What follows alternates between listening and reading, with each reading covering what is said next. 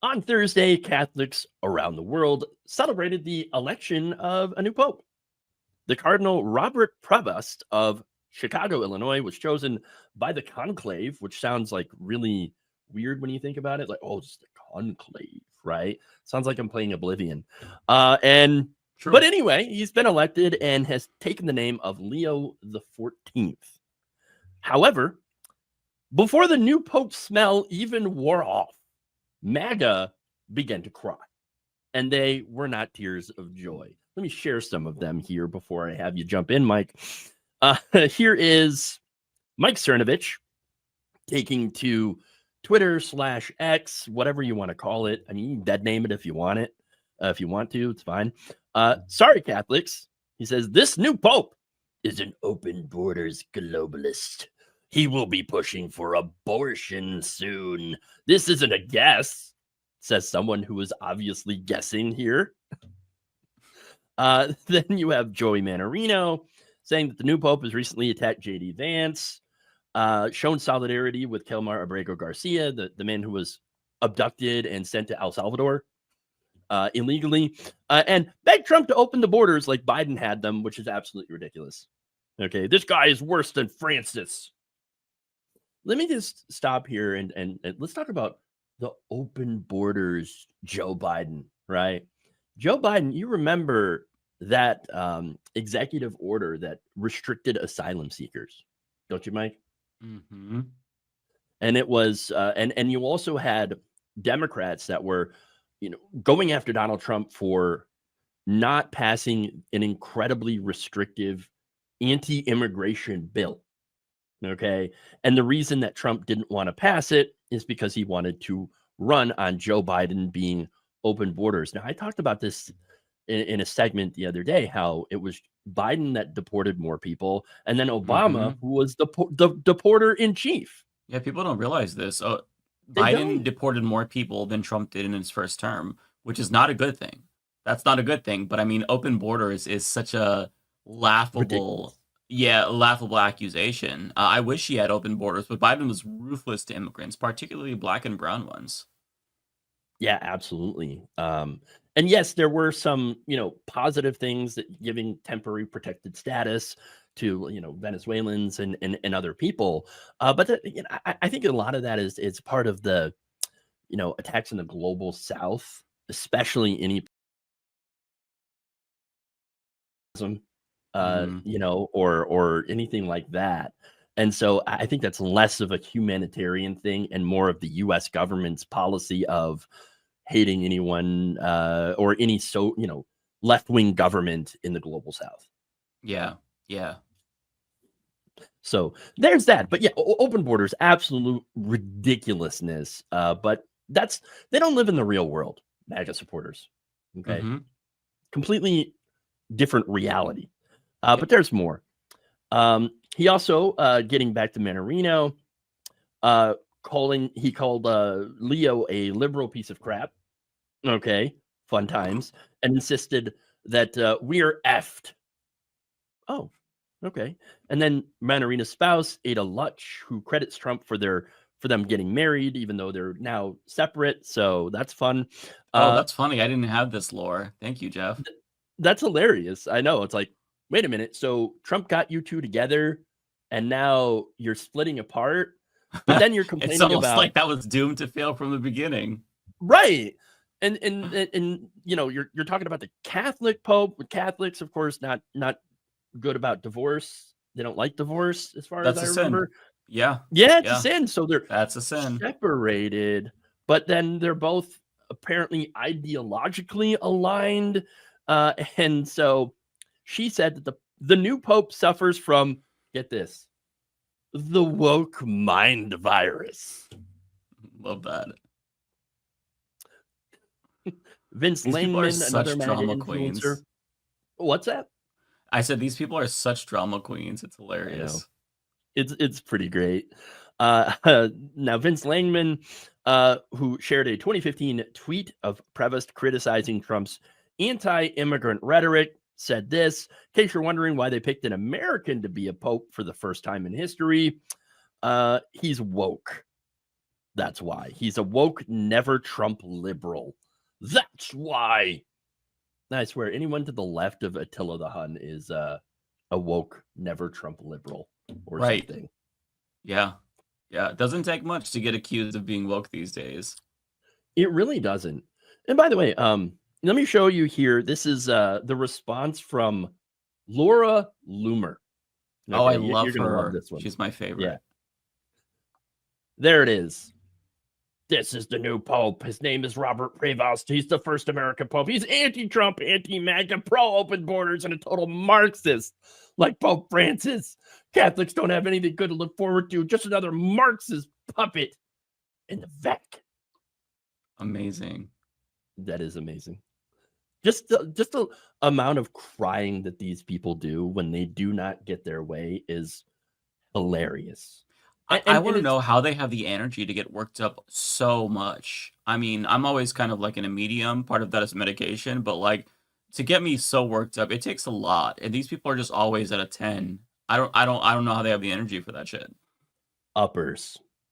It has to be, right? I mean, how are you Has to be. always on or pissed off about something? My God, I just want to chill and smoke weed and play video games. Like, is that so hard? Like, what's wrong with these people? Do have an edible, play some video games. That's my normal, hey, that's what I want to do. That's what I'm gonna do this weekend. Okay. You don't want to doom scroll on Twitter and be irate all day? I mean, what's wrong with you, Jeff? What kind of life is that? Yeah, I don't get it. Like, they seem genuinely miserable. Sorry, that's like a side tangent, but God, they're so miserable. It seems like it. They're always crying about something, and it's funny because the liberals or the MAGAs are like, oh, liberals always cry. No, triggered projection, total projection. Oh yeah, 100%. Yeah. Oh, let me add more from Laura Loomer, by the way. She said, the new Pope once retweeted a post about how we need to keep praying for career criminal and drug addict George Floyd. And she said, quoted the tweet there, may all hatred, violence, and prejudice be eradicated. Well, that sounds very nice. Who would be against that? Oh, right, Laura Loomer. She said, what prejudice? Said another way to spell fentanyl overdose. Marxist Pope. Wow. Charlie Kirk added, Mr. Prevost, the new Pope, was retweeting George Floyd propaganda. Yes, that's right. George Floyd propaganda. That's propaganda. That, apparently, if you get a knee kneeled on your neck for 9 minutes, you won't die unless you have fentanyl in your system, apparently. Right. Yeah. It was a coincidence that he had the knee on his neck. The fentanyl was really what killed him. Oh, yes. That's uncritically, that is what they believe. Yeah, it's genuinely insane. I feel like they can't believe this stuff. Like Ben Shapiro, even though I think he's a slimeball, I think he's at least intelligent enough to know that that's complete horseshit. So I think most of the time these people are just like talking and they don't believe anything. At least that's maybe my hope. I hope that they're not that stupid. They perhaps are though. Yeah, we don't know for sure. Yeah, we just don't know for sure. Don't know what's in their heads. Don't want to know. Yeah. Well, he also added, but that is what it is. Whatever. Yeah, totally not salty about that one. Then we have Jack Posobiec going in his podcast saying something that's interesting here. He's like, well, we need to wait and see. Oh, really? We need to see from the absolute jump, whether or not Pope Leo is interested in working with Trump. Or, as we can see from his Twitter feed, working against him. Why is somebody saying that the president of the United States needs to work with the Pope? Yeah, it's a very weird thing to say. We're supposed to have separation church and state here. Yeah, is there much precedent for the Pope working with the president of the United States? These people are very bizarre. I think everybody needs to temper their expectations. It's the Pope. Nothing's really going to change. I just don't understand all of the commotion, honestly. But here's what they want, though. They do want a super conservative pope. They want somebody that's more conservative than Ratzinger, right? Remember that guy? I used to call him Emperor Palpatine. Okay, that they want someone even more right wing than him because they want a leader, and conservatives have always wanted a daddy figure. Okay, Yeah, of course. oh, daddy, yeah, the daddy's home and he's gonna spank the very naughty girl. I remember Tucker Carlson saying that during Yeah, the RNC. very It's weird. so bizarre, but they want this daddy figure, and they were hoping, I guess, the Pope would be it to come and, I don't know, help Donald Trump take over America and turn it into a Christian theocracy. That's what I it don't feels like. understand why they care about this because regardless if the Pope is woke or not woke, quote unquote woke, they're still going to do whatever. Like the only Mhm. benefit would be that the Pope validates their beliefs. I don't understand what that matters because even if he is, if he speaks out against what they do, they're still going to do it. Um, it's not going Yeah, to give them more legitimacy. I just don't. I guess I don't understand what their expectations were with the Pope. I don't know. But I want to finish that quote here from Posobiec. He says, as a representative of Catholics all around the world, which he is, perhaps he'll understand that it was Catholics who delivered the White House for President Trump. And perhaps, just perhaps, the new Pope will listen. Oh, so they just want to get listened to, Mike. That's it. No, look, here's the thing. There's no one that has been more opposed to the actual Christian tenets of Christianity than MAGA. Mm-hmm. They're just absolutely anti-Christian. Again, okay, your humanist report. So obviously, yes, just like me, you're a non-believer. Okay, Mm-hmm. but how do you get to be a non-believer? You actually read the source material. Exactly. That's the biggest the way to create atheists. I think the best way to create them is to actually have them read the Bible uncritically. Okay, Literally. not to have someone preach it to them. Okay, but to read it yourself. And we have. Mm-hmm. I mean, I can't speak for you, but I know I have.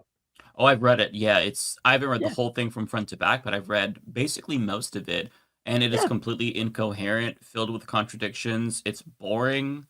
There are there are some fun stories here and there, like talking snakes, talking animals. As Mhm. a kid, I liked those.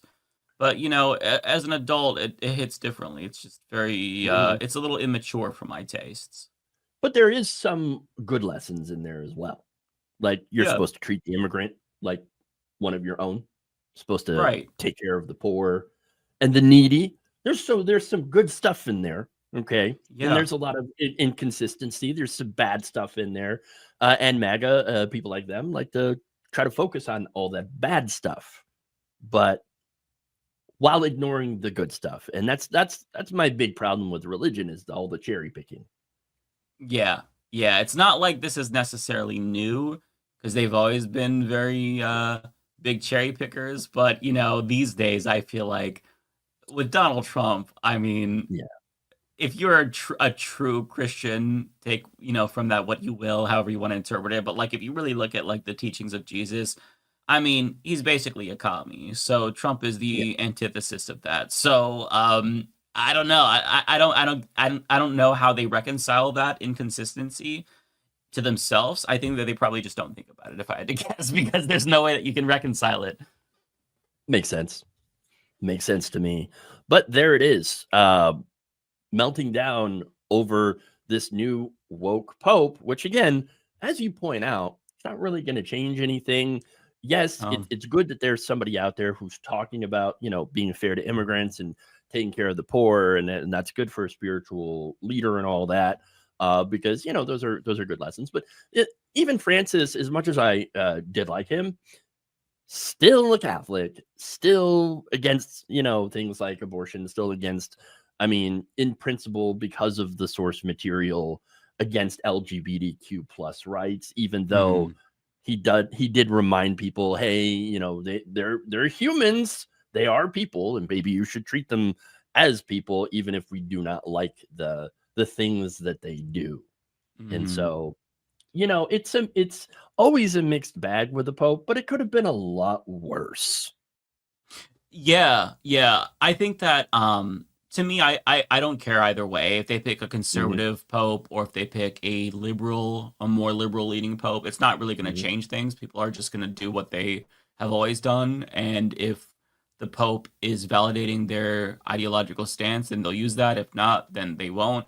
To me, the one thing that I hope for out of a pope is that it'll make conservatives mad. And I got that. So I got what I wanted out of the Pope. And then to that extent, like anything other than that, I couldn't care less about the Pope. There you go. So Mike, it's a win for the Humanist Report. That's right. It's a win. Hope for Pope. And he got it. I'll take it. Now I don't ever want to hear about him again. Thank you for watching. If you enjoyed this video, please like, share, subscribe, hit the bell icon in order to get notified whenever a new video is released.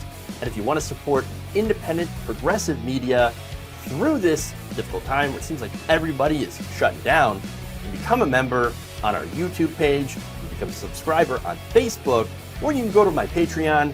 It's patreon.com/Jeff Waldorf. Thank you.